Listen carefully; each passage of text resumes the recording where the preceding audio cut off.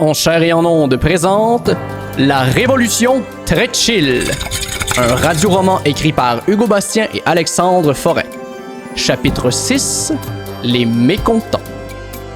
Jeanne a enfin trouvé l'arme nécessaire pour nourrir le message vide des artistes, l'Insta-grimoire, un livre d'images claires pouvant faire comprendre aux plus imbéciles la justice sociale. C'est vrai ça, gros, man. C'est pour ça qu'on dit qu'une image vaut 1000 mots, tu sais. Ok, mais genre, si une image vaut 1000 mots, est-ce que ça veut dire que juste un mot vaut une petite image? Ben non, Big. Ça reste une image.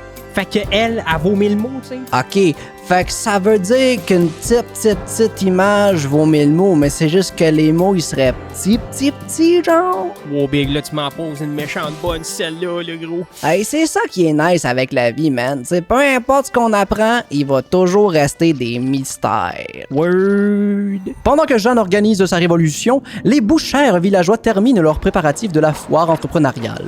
Pierre Igor fait sa tournée quotidienne. Il aperçoit un villageois assis par terre devant son présentoir à moitié assemblé. On fait une pause? Les dragons ne se sont pas installés sur la montagne du 1% en prenant des pauses, vous savez. Ouais, mais ça me tente plus.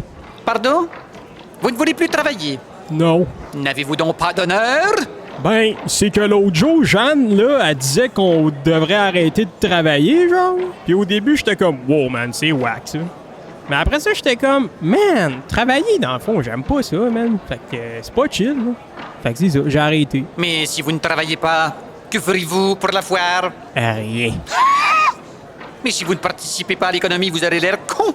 Vous serez le seul qui ne fera pas sa juste part. Et ça, ce n'est pas chill. Ben là, relax, gros, là, je suis pas tout seul, là. Je pense que la moitié a abandonné, là. Quoi? Pierre Igor balaie du regard la place publique et aperçoit plusieurs villageois ayant eux aussi abandonné leur projet. Hey, j'ai bien plus de temps pour puffer du weed, man. Mais l'économie, il faut nourrir l'économie. Le comptable peine à rester debout. De sueur froide coule sur son front. Il tente de prendre le dessus sur lui, mais les discours toxiques des villageois l'empêchent de garder son calme. Moi, j'ai assez d'argent pour me nourrir.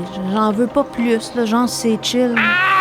Il y a juste une personne qui peut gagner. Je me forcerai pas si j'ai pas de chance. Hérésie! Blasphème! Moi, j'ai pas de problème à être une caissière toute ma vie. Je trouve ça chill. Corrompus!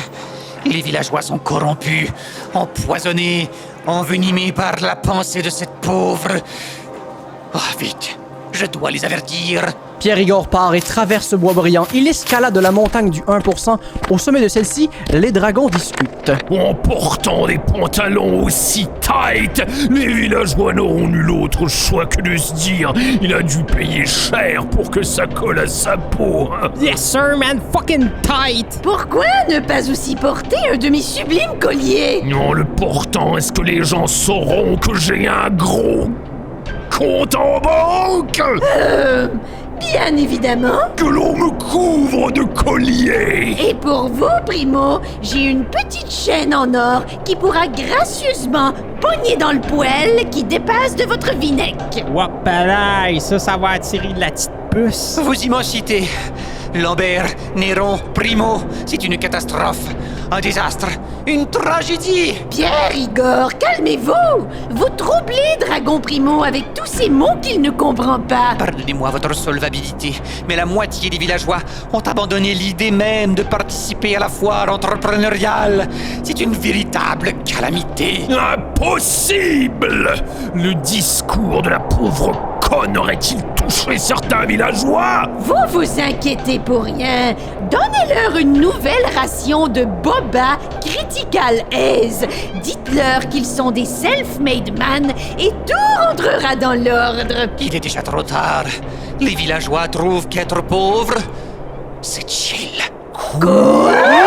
Je sais, ils ont perdu la tête. Avez-vous dit aux villageoises qu'elles étaient de véritables girl boss? Répondez-moi, Pierre Igor. Leur avez-vous dit qu'elles étaient des queens? J'ai essayé, mais ils ne faisaient que poffer du brownie scout relax en écoutant de la musique. C'est une catastrophe! Dragon Néron, calmez-vous, voyons! Les villageois ne veulent plus nourrir notre système et cela ne vous importune pas? Si je peux me permettre... Oui! Ils sont tout simplement perdus. Si je leur faisais une messe surprise en leur parlant de votre travail acharné, tout en rappelant l'avantage d'économiser, peut-être retrouveraient-ils la foi? Ah oui! Et pourquoi ne pas leur présenter un documentaire sur le sable? Ou encore les forcer à lire un livre sur le silence? Voulez-vous les faire mourir d'ennui, espèce d'imbécile? Je ne suis qu'un simple disciple qui croit en votre parole, cher dragon. Nous devons faire quelque chose de chill qui les intéressera. Dragon Primo, vous êtes jeune, vous savez être chill, vous, non? Ben ouais, man, c'est facile. Là, on fait jouer du Nelly, du Sean Paul, on ramène Black Eyed Peas, David Guetta, gros des DJ. Arrêtez de vivre dans le passé. La nostalgie n'est pas une bonne source de revenus. Tu serais surpris, Big. Arrêtez! Je crois avoir trouvé. Ou même que la solution est beaucoup plus simple qu'on pourrait le croire. Moi! De retour au Quai des Brumes, Jeanne et le garde des éveillés ont présenté l'Instagrimoire aux artistes. La lumière des graphistes suprêmes touche les imbéciles bohèmes et commence à comprendre ce que Jeanne essaie de leur dire. Alors, le grand monstre ici, c'est les dragons. Exactement. Et le petit personnage, c'est moi. Oui. Et le monstre veut manger le petit personnage, c'est ça. Ce qui veut dire que... Ah! Les dragons ont établi un système qui ne profite qu'à eux en nous faisant miroiter l'idée de leur niveau de richesse est accessible à tous, alors qu'en fait c'est faux. Puis en plus, ils mangent un villageois à chaque année. Oui, vous comprenez. Un homme chétif en chaise roulante avec deux petits biceps apparents s'approche de Jeanne et Paul. Enfin, l'intelligence des graphistes suprêmes éveillera le reste du monde. Est-ce que cet homme en chaise roulante serait un des fameux éveillés? Oui, je suis le guerrier le plus fort du monastère. Vous pouvez m'appeler... Étienne. Tu m'as l'air aussi fort qu'une souffleuse pendant la tempête du siècle. Et c'est pourquoi les graphistes suprêmes m'ont offert à votre cause. Ma force surhumaine est maintenant vôtre. Le garde agrippe un verre d'eau et, en le soulevant, il se casse le poignet. Ah! Encore victime de mes gigantesques muscles. Le garde mentionne quelque chose d'intéressant. Jeanne, avons-nous des soldats pour nous protéger lors de la foire entrepreneuriale? Je croyais que vous, les artistes, seriez assez inspirés pour confronter les opposants. Bien que nous soyons inspirés par votre révolution, les seuls points que nous utilisons sont ceux pour marquer la fin de nos histoires. Notre seule arme sont nos idées. Vous n'avez pas d'armée? Jeanne, je ne peux me battre seul, même si je suis une véritable machine à tuer. Un artiste arrive vers Jeanne et les deux hommes. Les mécontents sont de retour, vite, venez voir! Toutes les personnes à l'intérieur du Quai des Brumes suivent la nouvelle. À l'extérieur du campement, quelques personnes sont autour d'un arbre et lui assènent des coups de poing. Maudit arbre, tu te prends pour qui? Tu nous enlèves des places de parking! À cause de toi, on peut pas botcher dans la forêt! Fuck you! Les inconnus continuent de frapper l'arbre. Tous les artistes, Jeanne et Étienne, les regardent. Pourquoi ces sombres personnages frappent ces pauvres arbres? Ce sont les mécontents, Jeanne. Un groupe d'hérétiques toujours en colère. Ils sont aussi très divertissants à une distance sécuritaire. Ils peuvent se fâcher sur tout, même l'air. Mandez, soufflez, c'est que je t'écœurie de la dictature de l'oxygène! Hey! Laissez ces arbres tranquilles! Jeanne, n'essayez surtout pas d'attirer leur attention. Vous risquez de devenir leur cible. Leur haine peut durer des mois. Tout ce qu'ils veulent, c'est être en colère. Et vous dites qu'ils sont forts? J'aurai moi-même de la difficulté à les arrêter. Fantastique. Non, Jeanne, restez ici! Jeanne se dirige d'un pas décidé vers les mécontents. Le garde des éveillés tente de la rejoindre, mais celui-ci est freiné par l'inexistence de rampes d'accessibilité. Cessez de frapper cet arbre! C'est quoi ton problème, toi? Oh, t'es contre la liberté? Y a-t-il quelqu'un qui est contre la liberté? Ça me fâche, les gens contre la liberté! Je ne suis pas ici pour vous brimer, bien au contraire. Je crois avoir une bonne raison pour vous d'être en colère. Ah ouais! Mieux que les arbres! Les plantes fendantes qui cochonnent mon terrain avec leurs feuilles! Ah, si que les arbres, ça me fâche! Bien mieux que les arbres.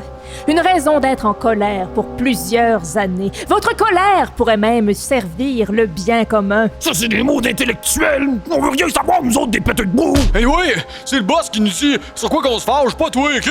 Pourrais-je le rencontrer? Je pourrais lui expliquer. Ok, mais je le fais juste parce que ça me fâche! Jeanne suit le mécontent qui la guide vers son repère. Étienne et Paul Piché, inquiets, regardent la révolutionnaire quitter. Jeanne marche longuement avant d'arriver à bon port, le repère des mécontents. Elle est accueillie par un gigantesque stationnement rempli de chars modifiés. L'écurie est remplie de chevaux aux robes colorées. Derrière le stationnement se trouve le repère. Il est entouré d'une clôture de fer mal en point et à l'intérieur de celle-ci, des centaines de mécontents nourrissent leur haine. Tu vois la tour au milieu? Oui, Ben, c'est la tour du boss! Monte en haut pis tu vas y jaser! merci beaucoup. Besoin de te merci! Le mécontent part et Jeanne se dirige vers la tour du boss. Elle monte les escaliers et remarque sur les murs des peintures d'un homme cornu vêtu d'un veston à carreaux. Plus elle monte les escaliers, plus les portraits de l'homme le présentent dans des situations époustouflantes. Jeanne s'arrête et lit le cartel sous un des cadres. Notre chef expliquant la maternité à une femme enceinte. Au bout des escaliers se trouvent 2 grandes portes vernies. Elle s'apprête à cogner, mais avant qu'elle touche au bois, la porte s'ouvre d'elle-même. Enchanté, Jeanne d'Orion. Je vous en prie, faites comme chez vous. Stupéfaite, Jeanne entre. Elle se trouve dans un gigantesque bureau entièrement vitré. On peut apercevoir le repère des mécontents en entier et même Boucher Village au loin. Celui qui lui a ouvert la porte est le même homme cornu sur les peintures. Il porte toujours son veston à carreaux et des pantalons de cuir. Une grosse chaîne en argent pogne dans le poil de chest de l'homme. Sur la chaîne sont accrochées les lettres P et M. Comment savez-vous mon nom? C'est mon devoir de tout savoir. Je suis journaliste, voyez-vous. Indépendant, j'ai mon propre journal. Mais ce n'est que mon opinion qui figure. C'est ma manière d'être le plus objectif possible. Je le vends aux mécontents. Ils se font un bonheur d'être en colère sur les nouvelles que j'y rapporte. Vous êtes donc le boss?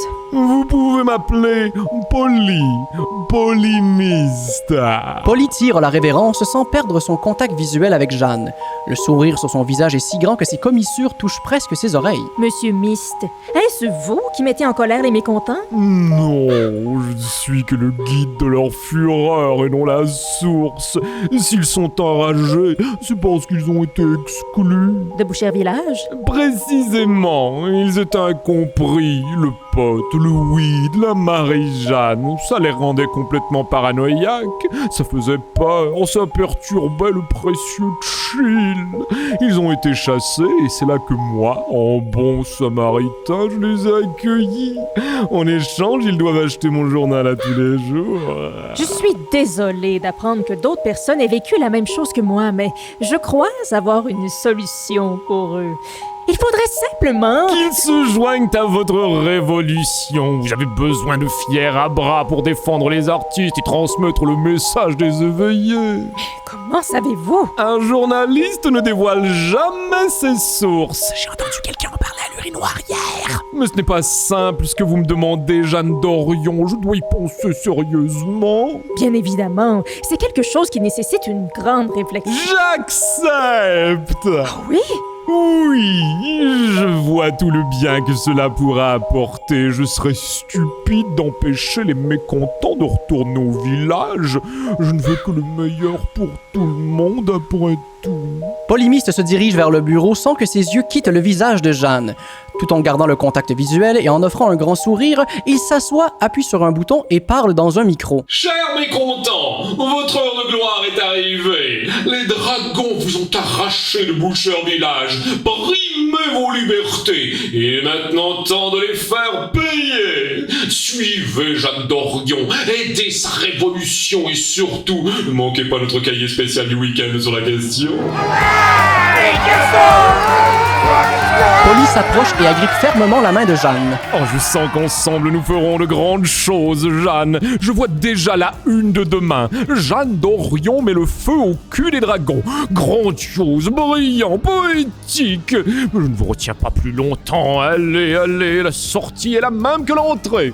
Je peux tout de même rester pour discuter des détails avec vous. Les détails ne sont qu'une perte de temps pour les journalistes dans mon genre. À bientôt, Jeanne, et gloire à la révolution, puis tout. Jeanne prend quelques secondes pour réfléchir à ce qui vient de se produire.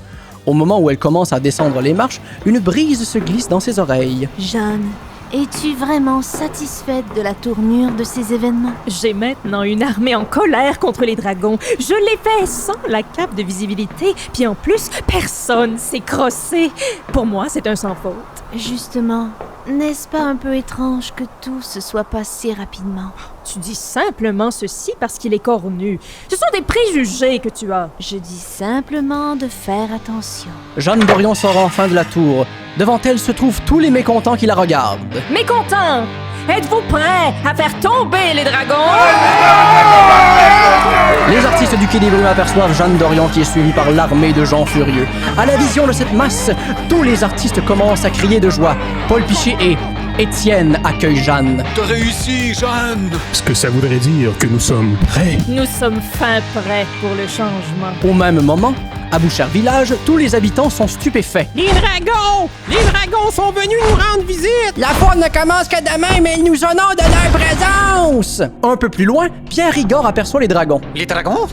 Mais ils ne m'ont pourtant pas averti qu'ils allaient venir au village. Que se passe-t-il? Chers villageois, du haut de la montagne, nous vous voyons travailler comme à chaque année et nous sommes fiers de vous. C'est pourquoi nous vous offrons un cadeau!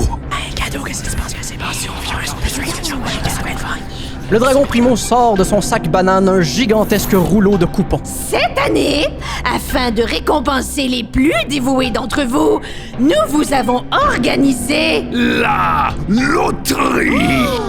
un grand tirage qui permettra à n'importe qui d'entre vous de devenir un dragon. Pour être éligible, il vous suffit de participer à la foire. C'est tout? C'est tout! Cette année, tout le monde a la chance de devenir riche sans effort. Alors maintenant, au travail! Pendant que la foule s'active à nouveau à l'idée de devenir riche sans même travailler, Pierre Rigord bouillonne à l'intérieur. Devenir riche sans travailler, quel hérésie! Oh shit, man, t'as-tu entendu, gros? Il va avoir une loterie, gros! Hey, Big, je sais, c'est malade. J'ai tellement hâte de le voir. Je trouve ça tellement cute, Big. Hey, c'est capable de faire tourner des ballons sur son nez. Asti que j'ai hâte! Ah, man, c'est parce que tu te trompes encore, là. Je te parle de loterie, pas de lotarie. Ah, ça veut dire qu'on n'aura pas un genre de chien qui vit dans l'eau, ça? Non, Big. Tu pleures-tu, Big? Je sais pas, man. C'est correct, gros, là, laisse ça sortir, là, ça va aller, là. Ça aurait été tellement le fun, t'sais, on aurait pu y apprendre des taux pis lui mettre des petits chapeaux, genre. Je le sais, man. Je le sais. Ne manquez pas la suite dans le prochain épisode de La Révolution très chill. La Révolution très chill est un radio-roman écrit par Hugo Bastien et Alexandre Forêt, avec les voix de Catherine Etier, Linda Bouchard, Olivier Morin, Charles Beauchesne, Hugo Bastien et Alexandre Forêt. À la technique, Vincent Descoteaux. Au montage, Lydia Bouvrette. Producteur au contenu, Cindy Trudel et Junior Girardeau. Producteur exécutif, Patrick Roson. À la musique, Johan Tessier. Au graphisme, Anna Fischer. Et un merci tout spécial à Noémie Beaulac pour la coordination.